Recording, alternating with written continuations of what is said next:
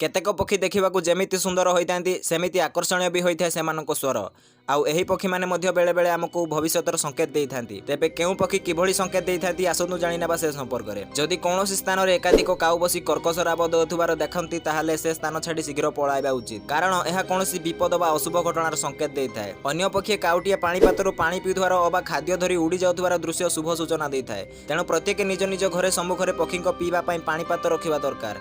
यह द्वारा घरे सुख समृद्धि वृद्धि पाई थाए बोली विश्वास रही। घरर छात उपरे पेचा बसिबा बा पेचा बोबाइबार शब्द शुणिबा अशुभ होता है। यह द्वारा आगको किछि विपद आसुची बोली सूचना मिलता है। किंतु धला रंगर पेचा देखिबा शुभ संकेत होता है। कुहा जाए धला पेचा देखिले धन संपत्ति वृद्धि होता है। कौनसी गुरुत्वपूर्ण काम रे जाउथुबा बेले बाटरे जदि मयूर देखिबाकू मिले किंबा तार स्वर शुणिबाकू मिले ताहले यह अत्यंत शुभ होता है। चढ़े माने मुख्यतः डरुआ स्वभावर होइतांती किंतु जदि काहारी घर को बहु संख्या रे चढ़े बिना डरे जा आस करती खाद्य खाई देती ताहले से घरे सकारात्मक ऊर्जा खूब रही बोली बुझी नेबा उचित।